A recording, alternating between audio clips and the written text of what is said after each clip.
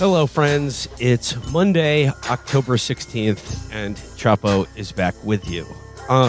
Just on a personal note, this is my first show that I've recorded back in New York City after spending nearly all of about 3 weeks in LA.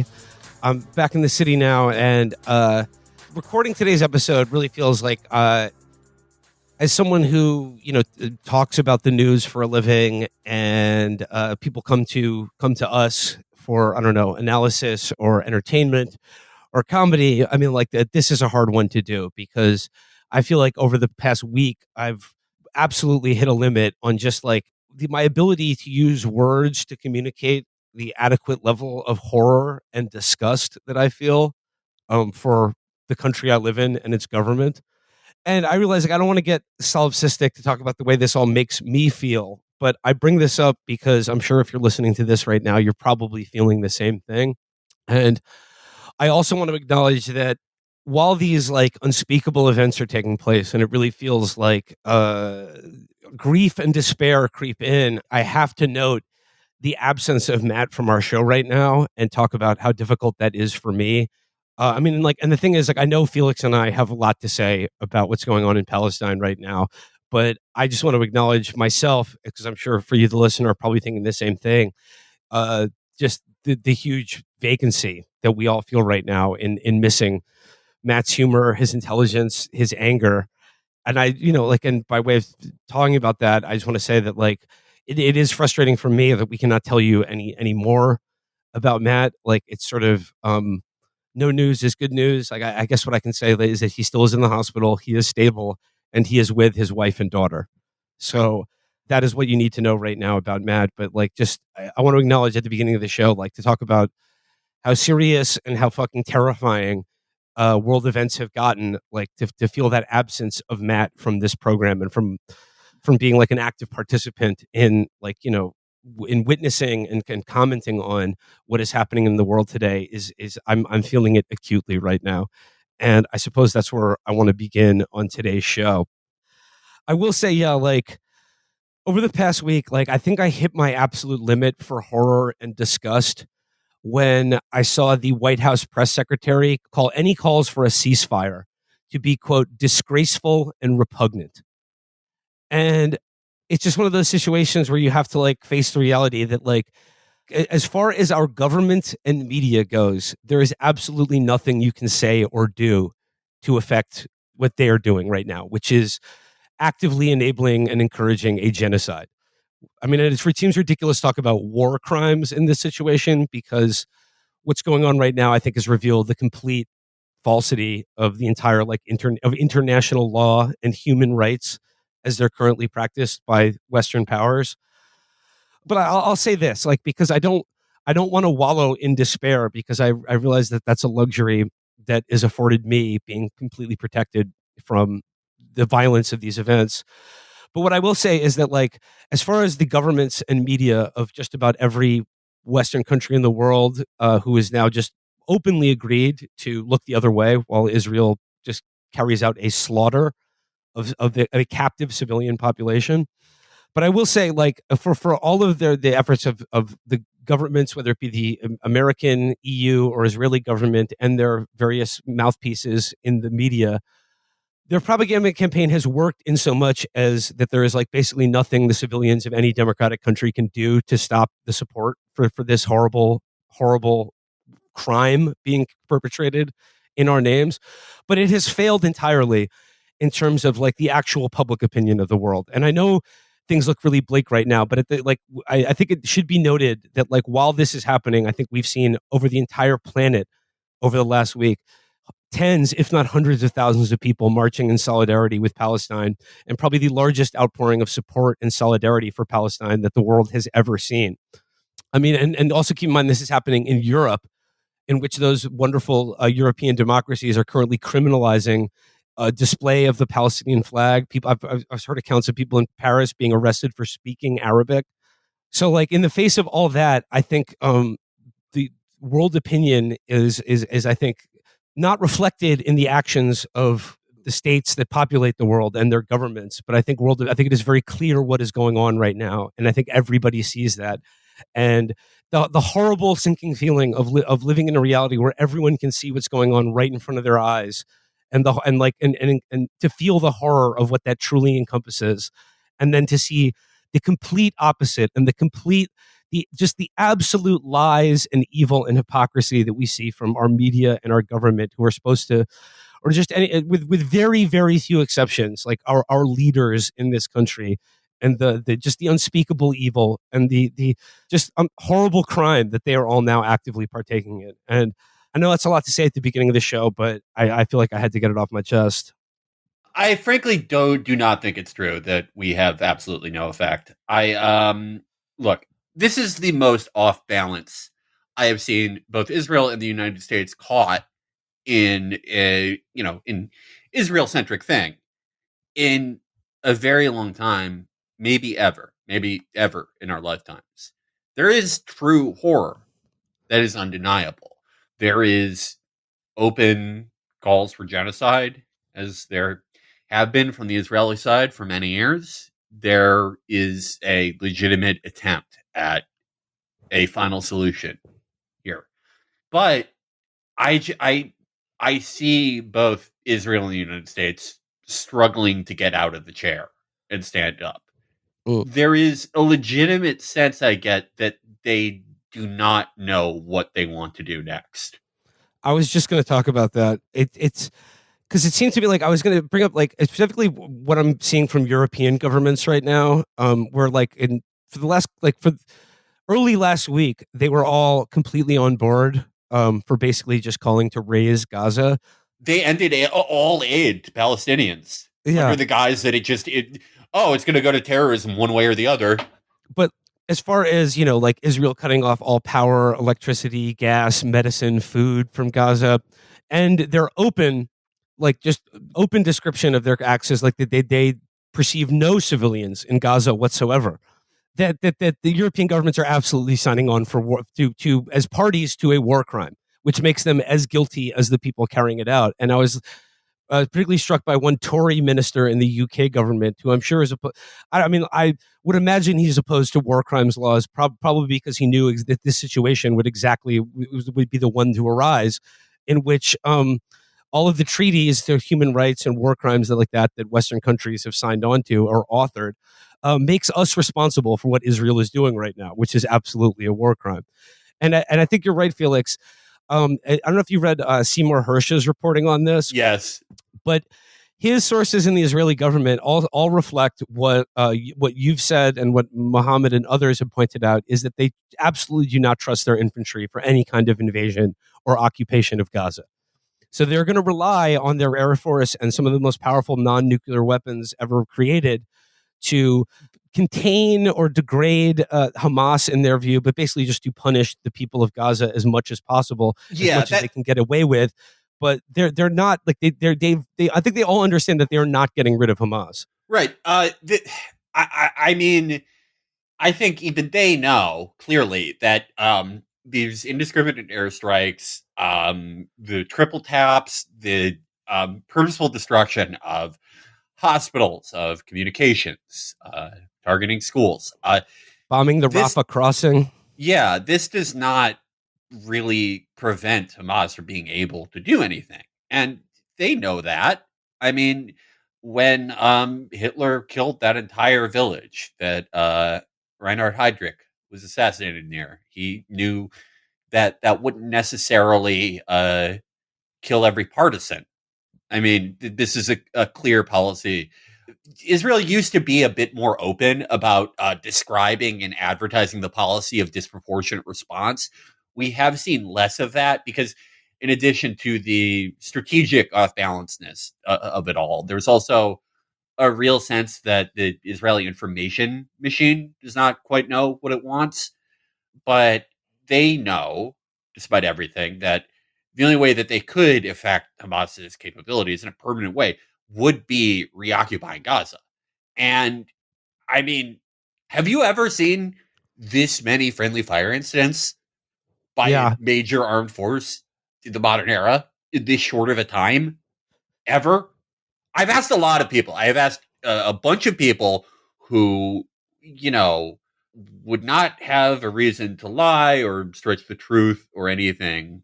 No one remembers this many friendly fire incidents, whether it is Israeli squadrons firing on each other, Israeli platoons freaking out and killing settlers that they have been given priority to escort.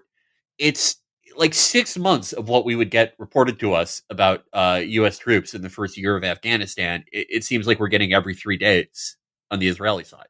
Yeah, and I guess, like to your point that, like, to amend my original comments, like, it's not that I don't think anything to be done here. I just like, I mean more in light of, I don't know, just a lot of the commentary I've seen on this that seems to presume that, like, that if you speak about this in a correct way, Yeah, it will gain you points in the media, or that, like, or that speaking truth about the history of Palestine and what Israel is doing to it will, that you will be awarded some credit for not being accused of being a terrorist or an anti-Semite. I mean, yeah, like, I guess I'm just like, I'm struck by the fact that, like, like most of the people that are demanding that, like, everyone, everyone in the West, like, forcefully condemn the killing of unarmed non-combatants in war, is like saying that there's never a reason for anyone to ever do that, are all the same people that are carving out the biggest possible exemption for when it comes to killing unarmed women and children in a fucking war. one of those exceptions I saw was just being a child doesn't necessarily mean you're innocent, Oh yeah, that was which the is lady who said that some kids are serial killers.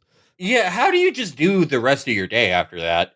Just yeah. What do you go into your family group chat after saying that? I mean, I guess when I see, when I see, like, the ways in which this horror is being perpetrated or talked about in the media, and, like, I mean, one can't help but feel like despair in terms of the fact that, like, people have not just learned nothing, but are like actively, like, actively choosing to, like, to that learning anything, or calling for a ceasefire, or that, like, just because you feel afraid, or that, like, there are victims on your side, that you can countenance just absolute barbarism because you need to feel safe, that anyone that's suggesting otherwise is your enemy and a traitor.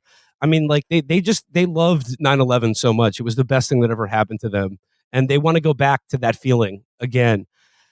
But at the same time, some of the propaganda I've seen coming out to justify this is so embarrassing that, like, you can even see it in the faces of, like, the people on the BBC or CNN who have to repeat it. Like, all this Hamas is ISIS stuff. It's like, come on. Does And that mean that Israel is going to start giving them aid? yeah, yeah, he's gonna send their medics to help them. Yeah. No, yeah, it's just baffling. I get the sense that they don't know what they want to do. They don't know what point they want to get across. It's incredibly confused. One thing I've noticed, this is more on the American side than the IDF side, is have you noticed that? I mean, this has always been a thing in like anti-Palestinian propaganda, but I feel like people get just like they're on their way to try to get other talking points out, but they get stuck making lurid fantasies of like an American gay guy getting tortured to death by Yeah, Palestinians. It's like that. I have seen probably no less than like 3 dozen a day of this. Just anytime someone is wearing like a shirt with the pride flag on it and is saying like there should be a ceasefire. Oh, what do you think would happen to you in Gaza? And then just like the I don't most know. I'd be lurid killed by Israel. description. Yeah, I mean there's that obviously, but it's like okay, it's very weird how laws criminalizing being gay were such a small thing, so not a big deal when Israel normalized relations with the United Arab Emirates, that we did not even hear about these laws in the UAE when that came up. I'm sure they just forgot. It's very weird when these laws become deal breakers. Yeah, But it's like they don't even. I don't even think that they care about these laws anyway. It's just like a violent fucking murder fantasy. yeah, and, like, I mean, like, back to the show we did last Monday. I mean, like, as you said, Felix, like, Israel and the West have been caught completely on guard by this, and Israel's military was badly humiliated by what Hamas did in that raid into Israeli territory, badly humiliated, and suffered a great deal of casualties in the process. So that like everything that's come after that, like they knew what they wanted to do in response to that. That's the way that they can feel strong again. Is like I said, by bombarding their, the prison full of slaves that they've been keeping for the last, God knows how many decades now. So like, what would justify that? Like in the minds of like an average person, like what would justify even in response to terrorism? Like, is that justified? And it's just like for most people, the answer is no until you start coming up with stories about how they're raping babies. Yeah, yeah, no, just the most insane things they could come up with. And again, this is something I thought, the week of when there was that rush to condemn and that rush to like find people who weren't condemning in the right way, even if they did condemn, or people are talking about it in the wrong way. The search for the perfect answer, the perfect response that will anger no one. No one will call you any names. And because you said the magic words, you will get your preferred policy. One thing I thought, just like in practical terms, is no one wants innocent people, like unarmed people, to be killed. But like, can we wait a little while? Can we wait a week to find out exactly what happened? And I don't know if you saw this yesterday, but a survivor of one of the kibbutz attacks, they said in an interview that Israel pulled from the air, that Israeli forces fired on their own hostages. I did Like see it, that the Electric yeah, Intifada covered it. I'm waiting to see it get picked up elsewhere. But yeah, like I've seen a lot of reports from the survivors of these attacks on the kibbutz. And like, look, as Mohammed said, like there's no doubt that Israeli civilians were killed in this attack. right, There's no doubt. But like, keep in mind that like, okay, waging a war against civilians is always wrong. Well, the Israeli government just said it's okay to wage war on civilians in Gaza because they voted for Hamas, leaving aside the fact that like half the population of Gaza was not 18 or even alive when that election took place. Oh, by the way, the election that Israel also supported Hamas in. right, right. And like, look, I mean, the obvious corollary here is like that could easily be applied to any citizen of Israel or the United States. I mean, like we voted for a fascist genocidal government a lot fucking more recently than Gazans supposedly did. And like, Yeah, look, you can't. I don't think people feel like anyone just deserves to die because of the accident of like the country they were born in and the culture that they were raised in. But like the terms of this war have been set a long time ago, and it is unquestionably this is like the latest escalation in what has been like for decades now an ongoing war that is necessarily to be prosecuted must be fought against Palestinian civilians, must be fought against Palestinian birth rates. That is the terms of engagement that has been set by Israel and the West as far as this conflict goes about what is acceptable and what is acceptable to pursue in the name of your security. And the fact is, any living Palestinian within the area of the world known as Israel or Palestine is considered an existential threat to the Israeli state, and they are treated as such. yeah, and beyond methods of population control and mass killings and deprivation and subjugation that we think of as depersonalized, that we assign a sort of like moral lack of responsibility to, right? With airstrikes or even something as deliberate as limiting the exact amount of calories to go to the exact minimum for people in Gaza. Things like this that are done in a bureaucratic way that we think, even if you do this, even if you sign off on this, you could go and live the rest of your life and even condemn others. There is a lot of that on the Israeli side, but I think amidst that, people have forgotten, if we're talking about armed groups of irregulars going door to door and committing pogroms and killing people very fucking up close and personal, there's really no shortage of stories about Israeli settlers doing that. Like, being an Israeli settler is not a fun life. It's pretty shitty. You would only do that if you were really trying to make a point. And a lot of them seem to make that point in more openly up close and personal genocidal ways than others. A Mm-hmm. lot of them.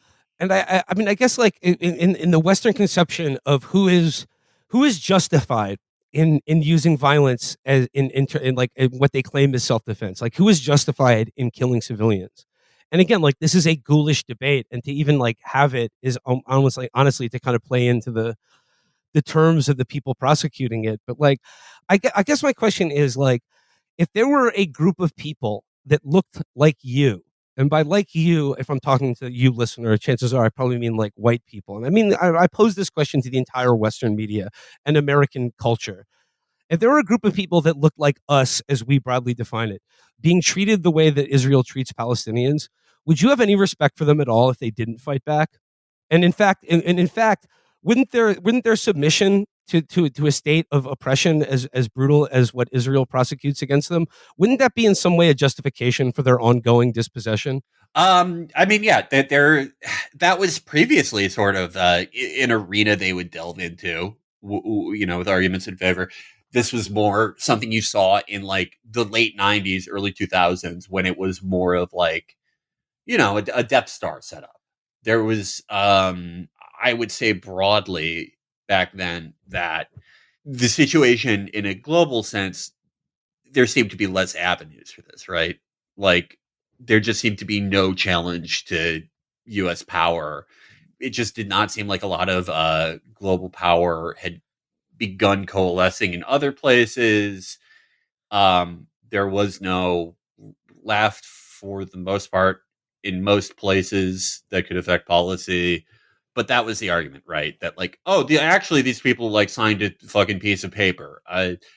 Actually, like, look how fucked up and incompetent, like, PLO is. These people, they don't really want it.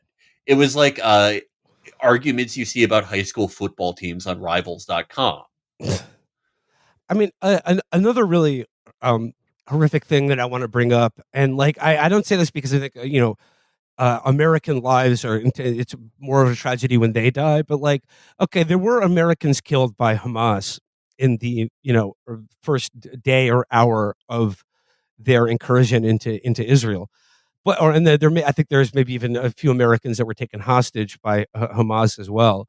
But there are between 500 and 600 Americans currently in the Gaza Strip because their family lives there, like they live there.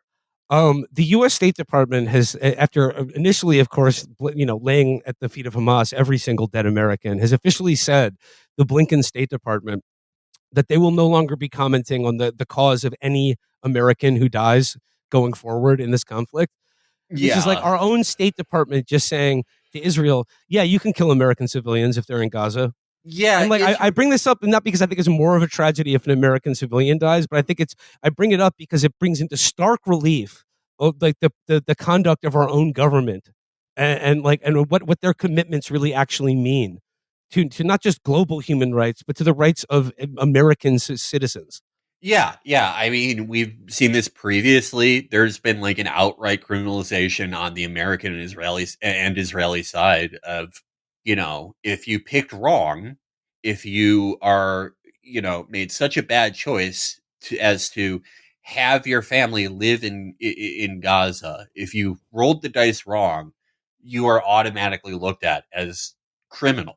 If you go to visit them, if you want your kid to meet their grandparents, and now with this, that is escalated to you deserve to die if that's the case. If you visited them 2 weeks ago and you wanted to spend some time there, if you wanted younger generations of your family to meet your parents or your grandparents, aunts and uncles, if you wanted that and you like the vast, vast majority of everyone, including us, did not know this was coming, your life is forfeit and the life of your children is forfeit and the life of your family there is forfeit because just being there makes you a criminal and a terrorist. And again, I want to go back to what I said about at the beginning, specifically as it relates to like my own government that I pay taxes to. Like, sure, I'll condemn Hamas, but I'm not sending them money. I didn't vote for them. I have no fucking influence. Like, even if I did, like, what were they? Were they going to stop because Chapo Trap House said no?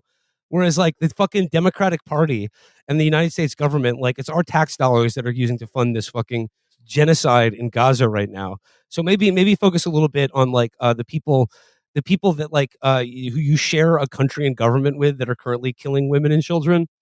Like maybe focus your ire a little bit more on them, and just the absolute profound evil of America, supposedly the most powerful country in the world, saying of Jewish people Arab people, just people of conscience in the world who look at this horror and want the violence to stop, that asking for or demanding a ceasefire is morally abominable, that it is a disgrace, that it like that it is akin to doing the Holocaust. And these are the governments, these are the same fucking governments that just gave a standing ovation to the Waffen SS guy who did the actual Holocaust. Like that's the fucking world we're living in. And I got to note there are many protesters out in front of the White House right now, mostly Jewish Americans demanding a ceasefire, which should be like the absolute bare minimum of any responsible nation right now, is to put an end to this killing, or at least a pause in it for now, so humanitarian relief can be distributed to people who are dying right now. Talking about like 4 hospitals in Gaza now can no longer even function because of how many dead people there are, and how there's no medicine.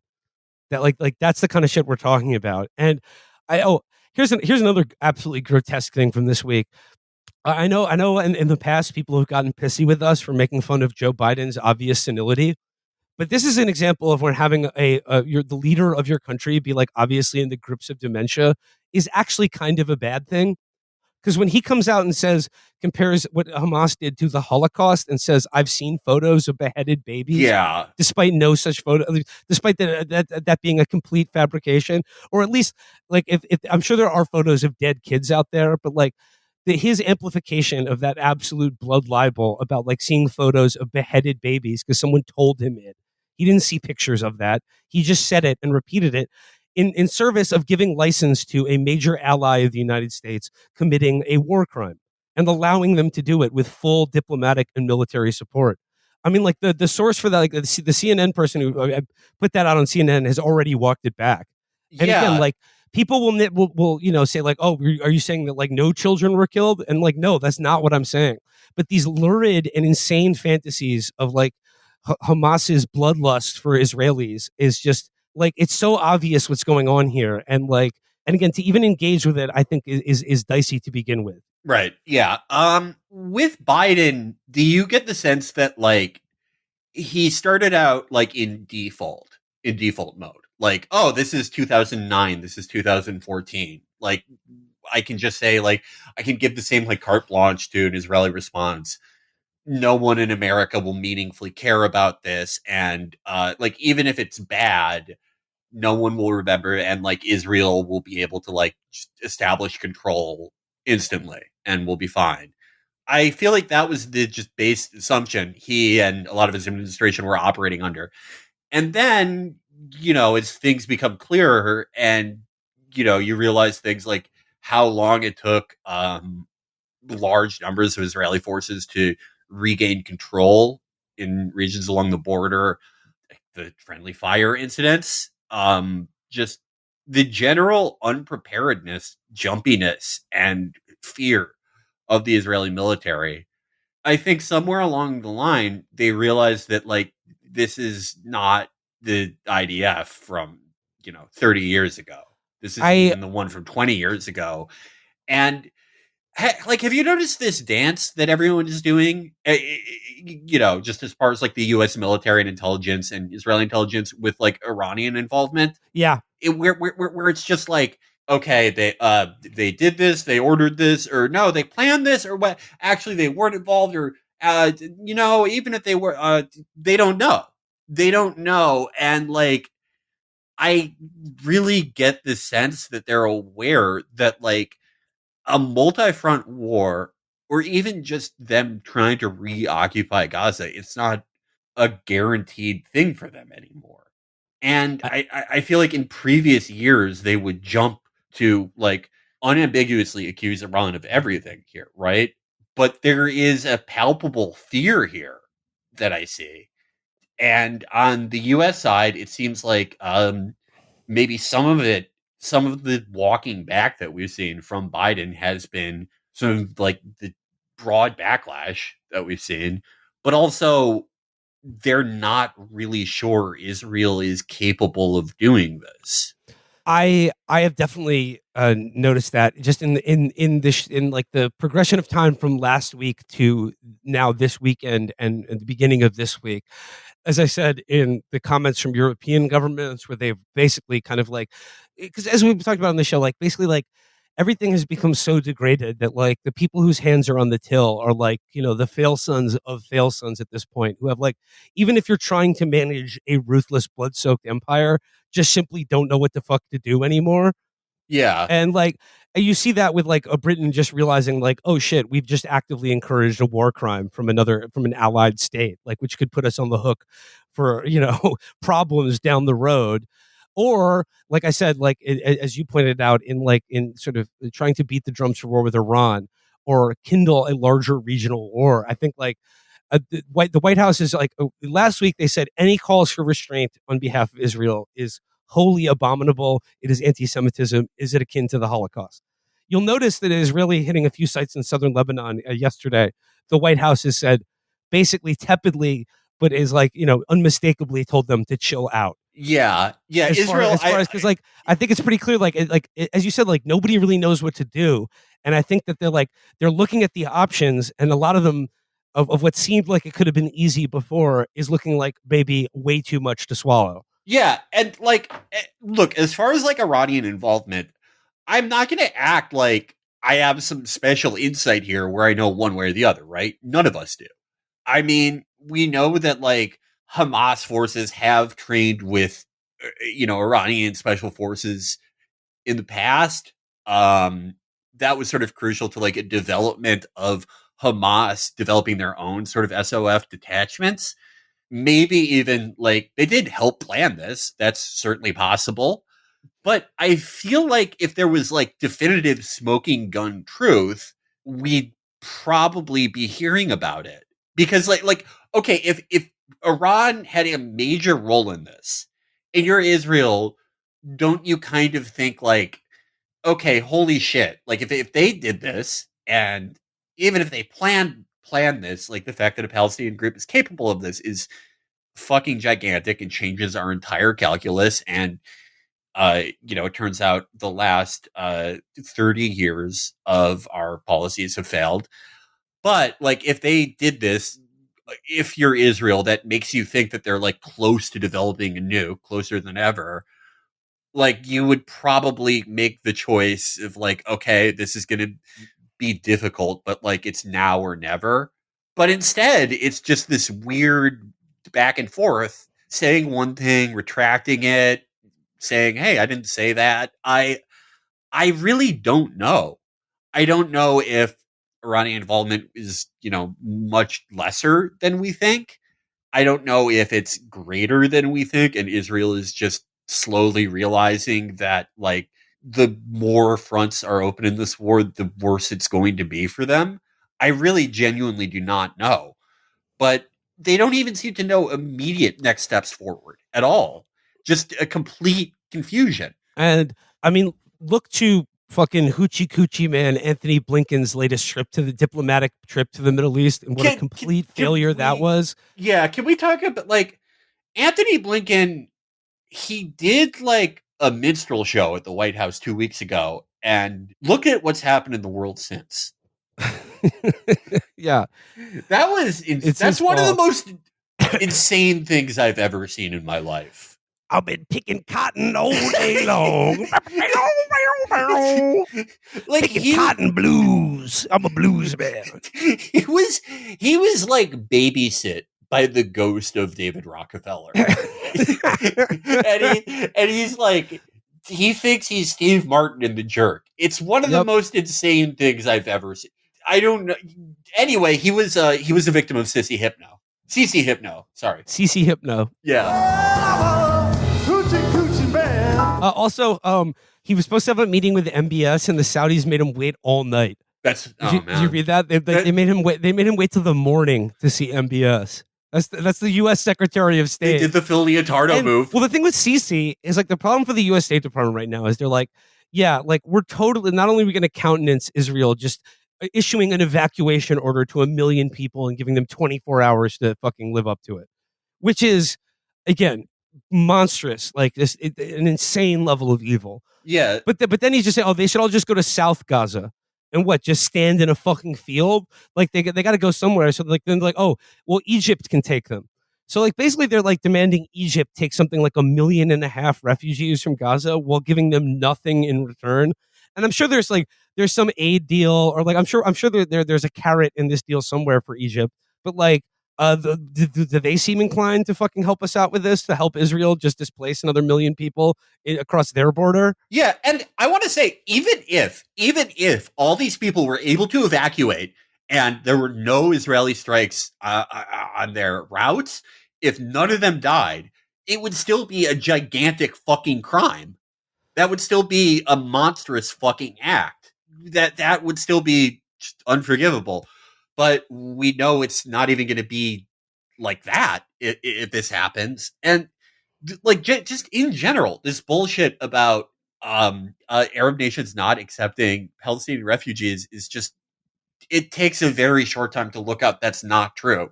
That a lot of these countries have taken gigantic amounts of refugees in proportion to their population, especially Lebanon.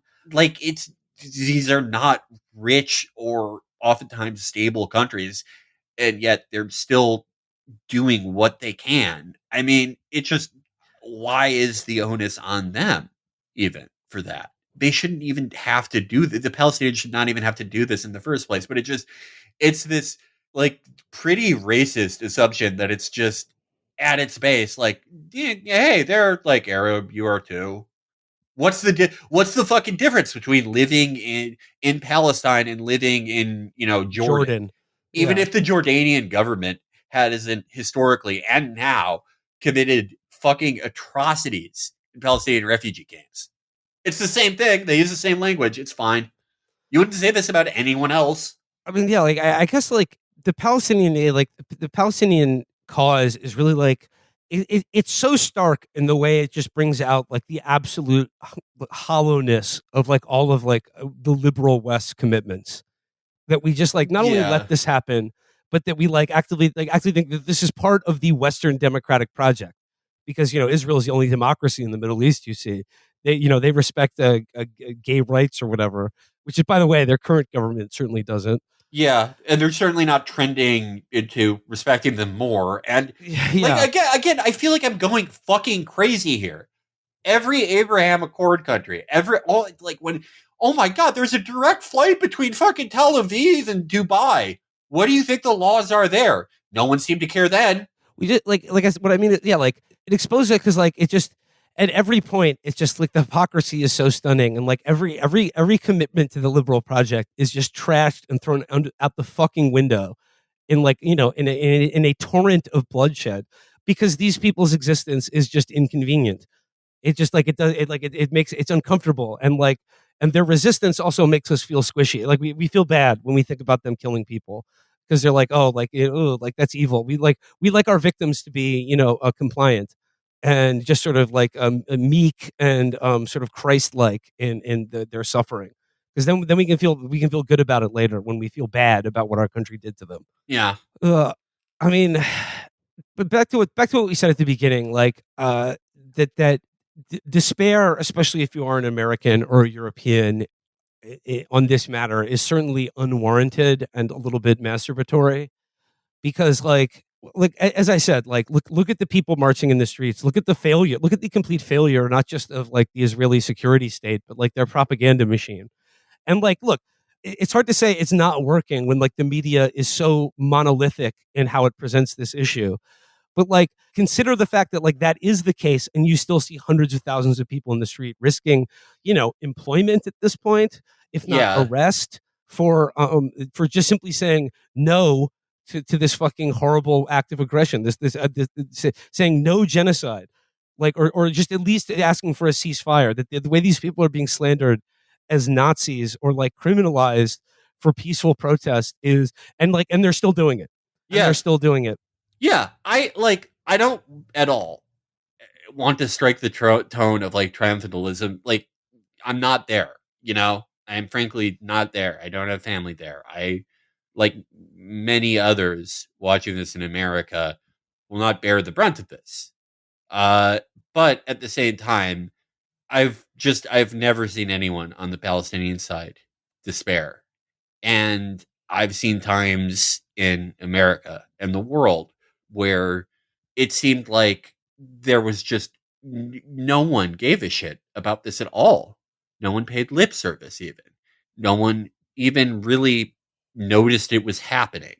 It seemed like this was just going to happen slowly over the course of a few generations, and slowly the Palestinian people would be wiped out and fled from their homes. Um, I don't feel that way anymore. That no one gives a shit, that people don't notice, and that there is no route for Palestinian dignity and self determination. I don't think any of us know what's going to happen, and I think even a good outcome, everyone is aware, would take an incredibly long amount of time, and there would still be a massive loss and degradation of human life on the way to it. But yeah, I completely agree. I we should not despair, at least in public, if they're not at all. And like, we run up against this over and over again when it seems like there is no political solution to like the intractable problems that we face. But the thing is, you still have to try, even if in your heart of hearts you think it's kind of foolish or absurd.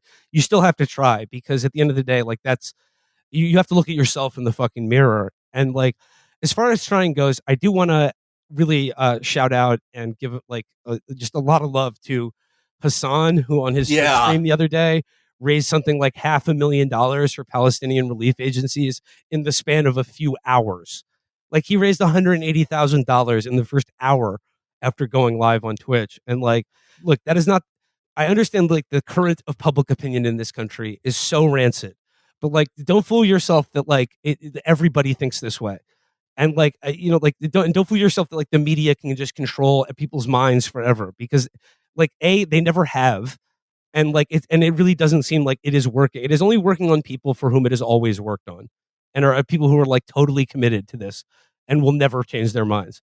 This is as bleak as it's like maybe ever felt in my adult life. Or I mean, it's among the top of them for a lot of reasons. But their grasp on the future that they want has never been more tenuous. Yeah.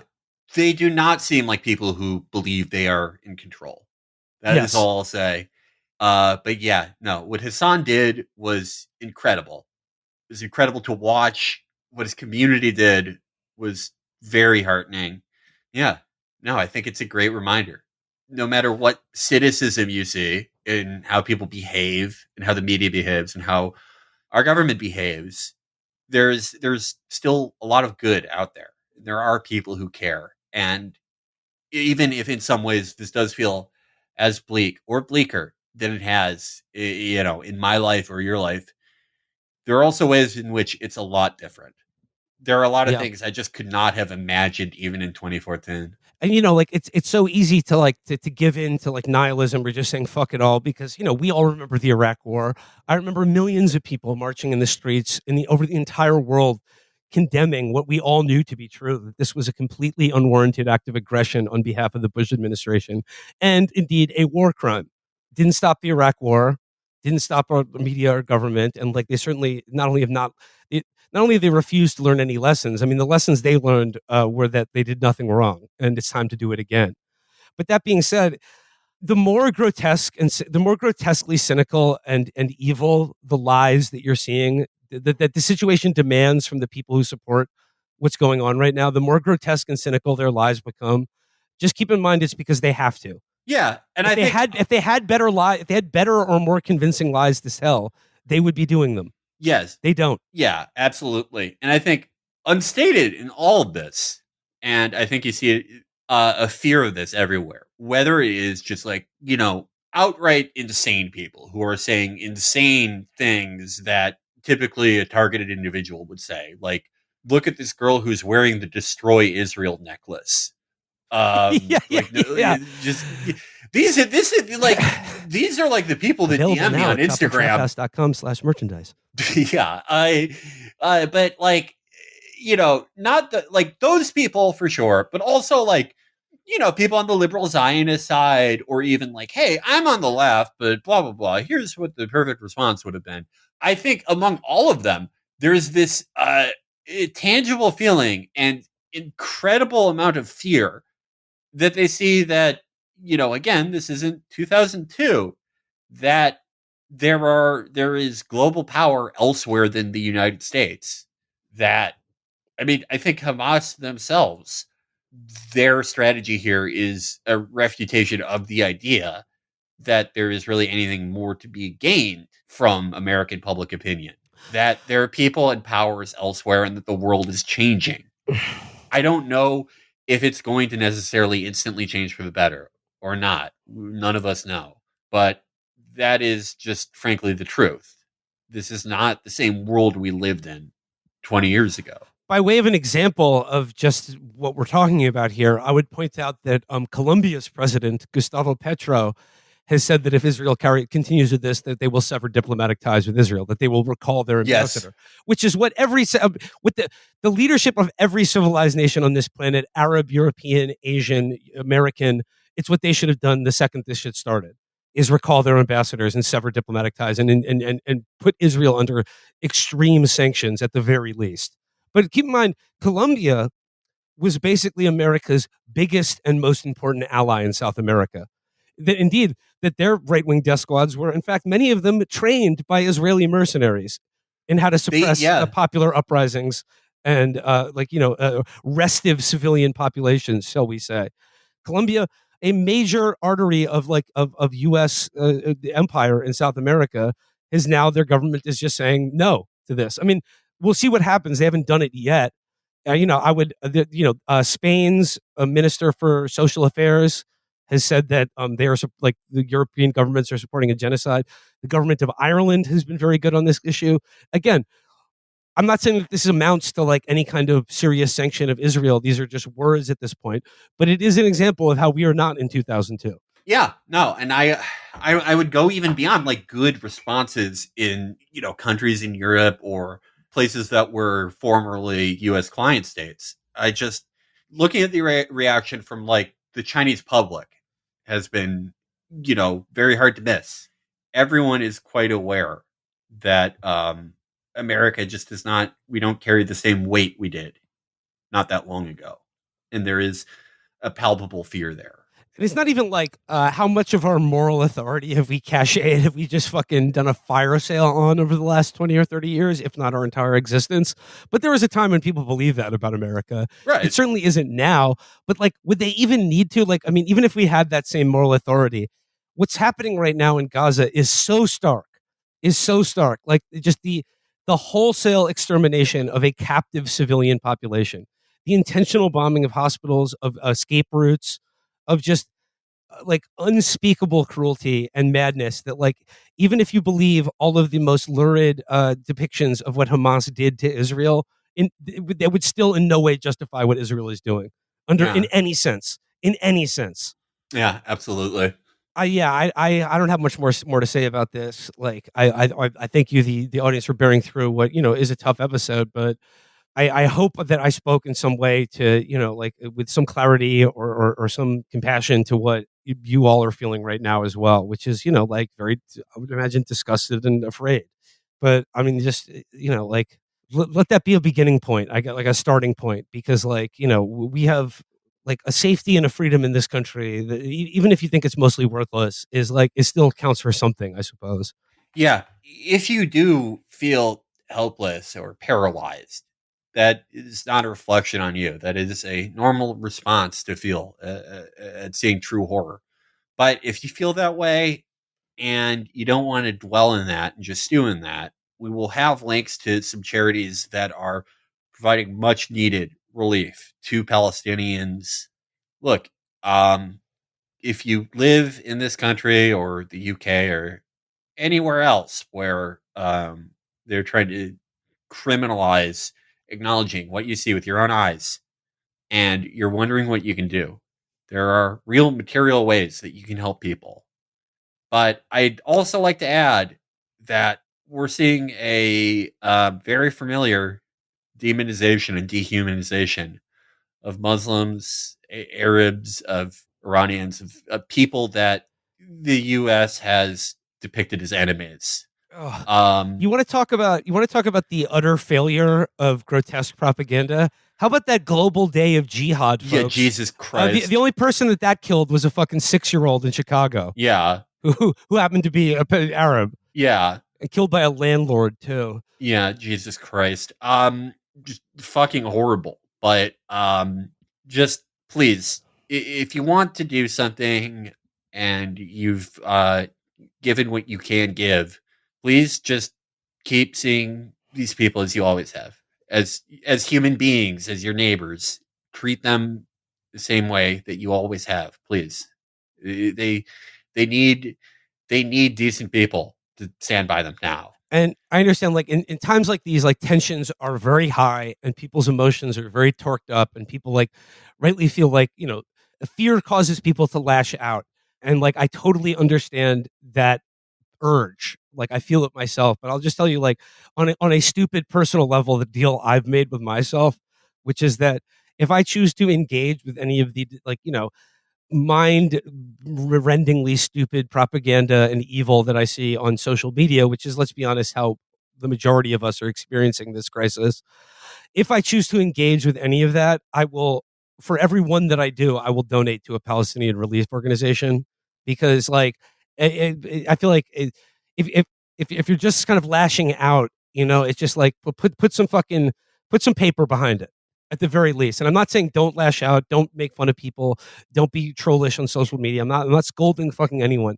I'm just saying, for my part, my purposes, I've tried to restrain myself, because I think, like, as much as like I understand the instinct is like so present in me. Like it's like, if I'm gonna do it, if I'm gonna engage on this topic publicly, I'm gonna pony up some money every time I do it. I think that's a great personal rule. I think if you have money you can part with, if you're comfortable, that is a great rule to follow. I think we should all follow that.